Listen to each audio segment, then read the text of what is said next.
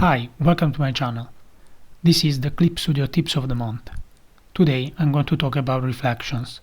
Before we start, I recommend checking out my article on the Clip Studio Tips website to see more details.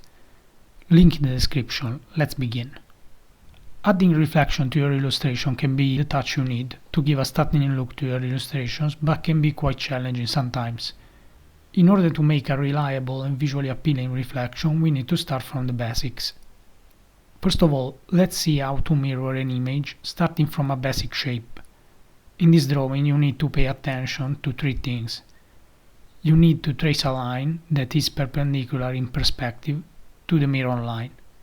Second, the segment of the line that is in the mirror have the same length than the one that's outside the mirror, as you can see. So putting together the extremes you will obtain the mirror triangle. The purpose of this first exercise is to develop the ability to recognize which part of an image you will see mirrored and where. You will learn more at the end of this video, but for now let's move on. Okay, sometimes the trickiest part is to visualize which area of the surroundings you need to draw on the reflective surface. To visually calculate that, look at this example. The angle with the ideal point of view that points at the mirror, it's the same that comes out of the mirror, and ideally it's a particular area of the surroundings. In order to understand this aspect, put yourself in front of a mirror and slowly move sideways while looking in the mirror. You will notice that the background that you are seeing in the mirror will change and you will be able to see new areas while you are moving. That's because you are changing the angle of your point of view, and consequently also the angle that comes out of the mirror, it's different areas. Now, the second skill you need to develop in order to actually draw a reflection is rendering the effect. To do that, look at these spheres and also try to reproduce them by yourself to develop the ability to break down into small pieces the complex effect. Let's see how. Start from a circle with the figure tool by selecting Create Fill in the Tool Property menu. This way the circle will be filled with the color you have chosen in the color palette. In the second step you need to add a darker shadow. To create this shadow, use the Gradient tool and select Foreground to Transparent and Ellipse in the Property tool. Finally, add a lighter shadow at the top with the same Gradient tool. In this case, unlike the matte sphere, we have one reflection at the top, one at the bottom, and the white point of light. Furthermore, while in the red, white and chrome spheres we have also shaded areas, on the surface of the black spheres there are none. To create these spheres, therefore, use the same steps as the matte sphere, and add the white point of light with light blur effect and the reflection shapes. Now let's draw a reflection in an illustration. We will now see how to recreate the buildings reflected on the water in the empty part of the bottom of the image. The first step is to select the part of the drawing that we need to reflect using the Selection Area tool. Check out my article to learn more about the point of view in reflections. Anyway, in this case, because of the camera point of view, you will see reflected the buildings starting ideally from the second floor. After you selected the area with the Selection tool, click on the Copy and Paste icon and then go to Edit, Transform and select Flip Vertical.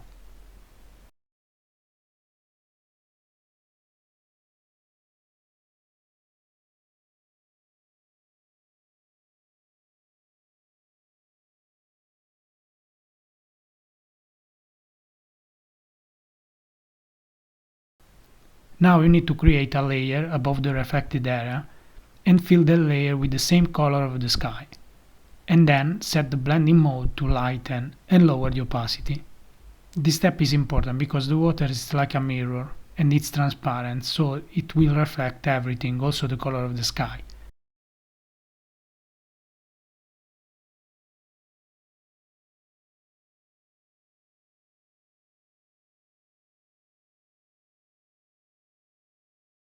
To finalize our effect, use the tool Liquify to recreate the surface of water You just need to do strokes horizontally from both directions, left and right.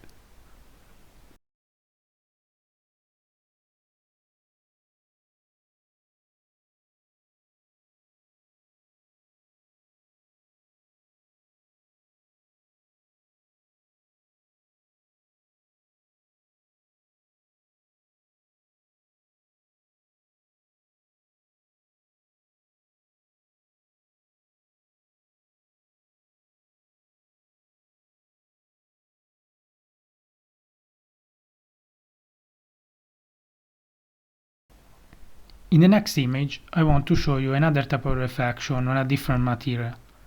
As you can see, this time we have a marble surface in a closed environment where lights act in a totally different way compared to the previous illustration.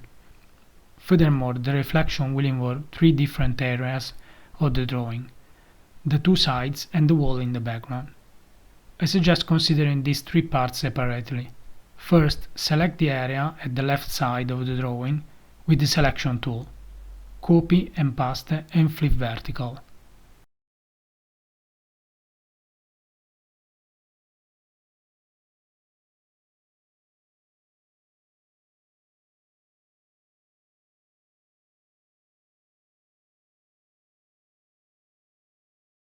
Now you will notice that since the side is in perspective, the image flipped doesn't appear to be correct. So you need to do another step. Go to Edit, Transform, Distort, and modify the flipped area so that you will recreate the perspective effect but mirrored.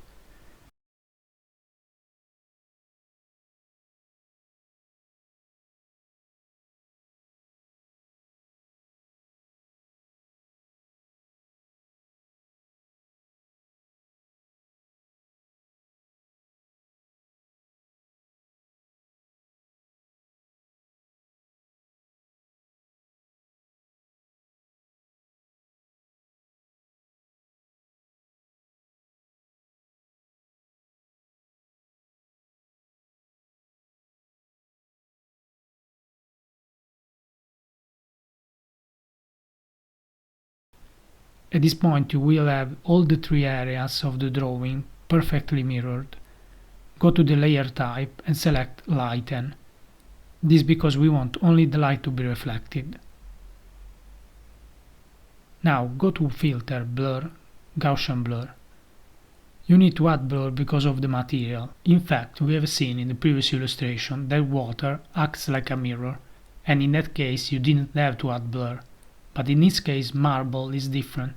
Not only you need to add blur, but also, after you blur the reflected areas, you need to use the eraser soft to erase the parts that goes deeper into the floor.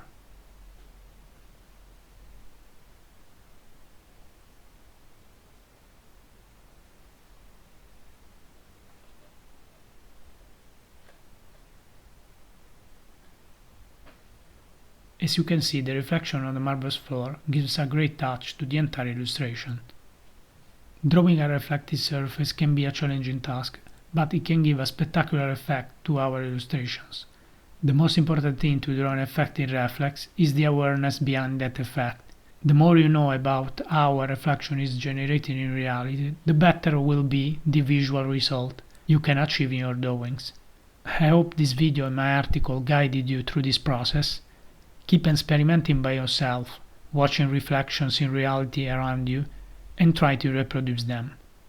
Thank you so much for watching. Bye bye.